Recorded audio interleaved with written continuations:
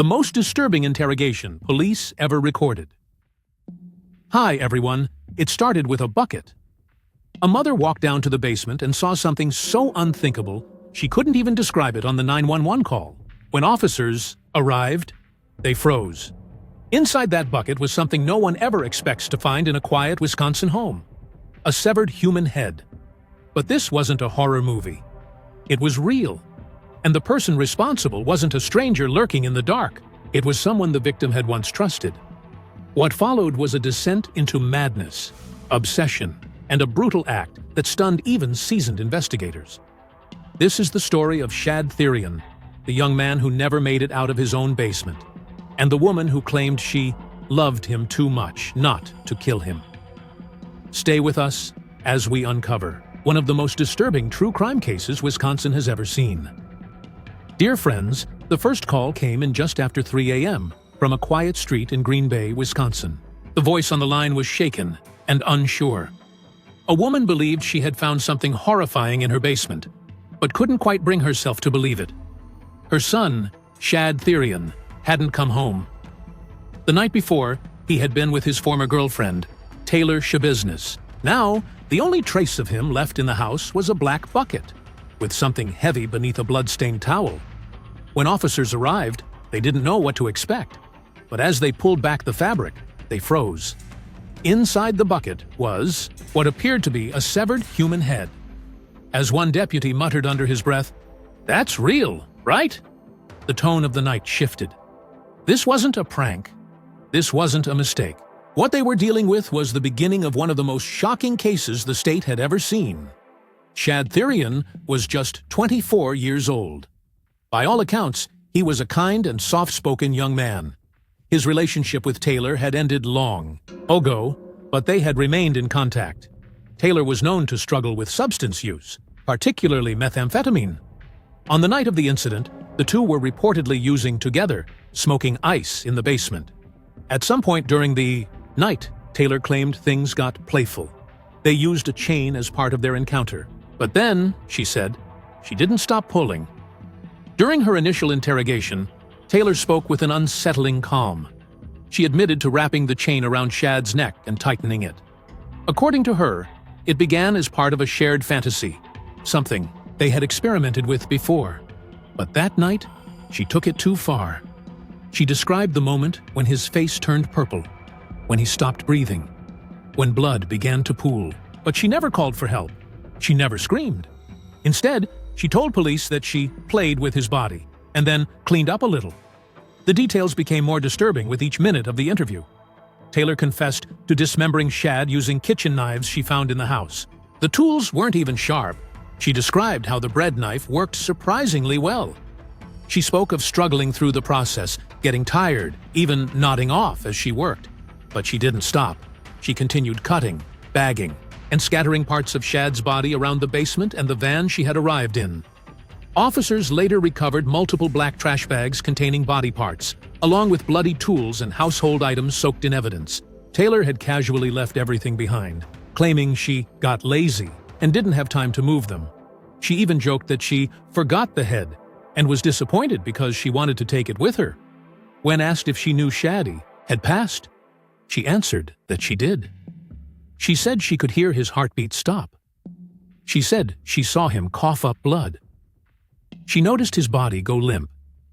Yet even then, she didn't feel alarmed.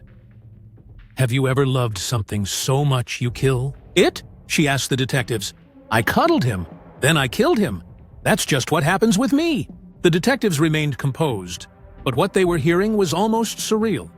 Taylor talked about keeping Shad's head because she liked it, that it was special. She referred to their time in the basement as if it had been romantic, saying she had planned to walk him like a dog with the chain. She described everything from their drug use to the mutilation in graphic detail, all with a tone that was devoid of fear or shame. Her demeanor made the case even more disturbing. She didn't try to deny her actions. She didn't cry or plead.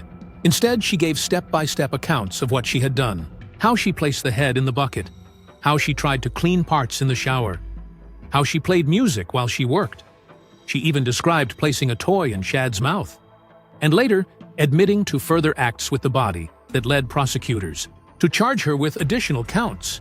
But what truly stunned investigators, and later the court, was how casual she was about it all.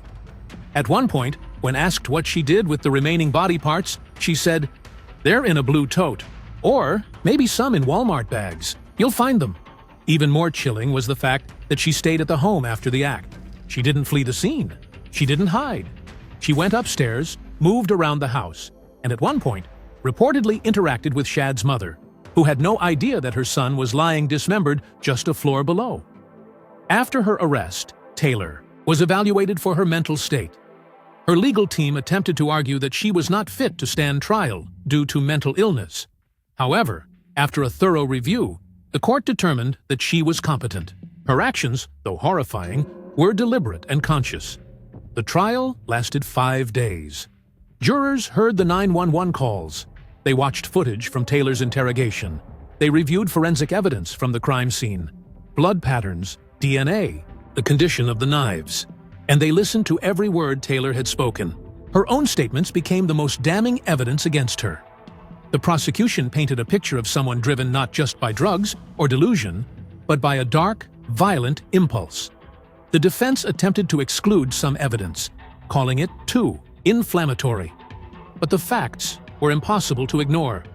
Taylor Schabusiness was found guilty on all charges: first-degree intentional homicide, mutilating a corpse, and third-degree sexual assault. She was sentenced to life in prison without the possibility of parole. In the courtroom, the verdict brought some closure to Shad's family, but the horror of what had happened inside that basement will never fully fade. It wasn't just the violence, it was the meaninglessness of it. There was no motive beyond impulse, no reason beyond chaos, and perhaps that's what made this case so haunting. Not just the brutality, but the lack of remorse. The way Taylor recounted her actions as though they were routine, as if death and destruction were just part of her story. The case of Shad Thyrion wasn't just disturbing, it was unforgettable. Crime scene straight out of a nightmare, a confession that reads like a horror script, and a courtroom filled with people who wished it wasn't real. But it was real. And it served as a grim reminder that not all monsters hide in the dark. Sometimes they come from broken relationships, drug-fueled delusions, and a mind that drifts far beyond reason. Taylor Schabusiness will never walk free again. But no sentence can undo the devastation felt by Shad's family.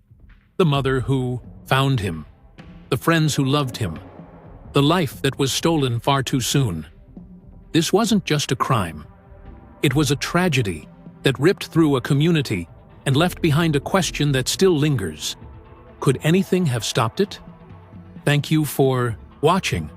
If stories like this matter to you, please like, share, and subscribe to True Crime, because some truths are too dark to ignore.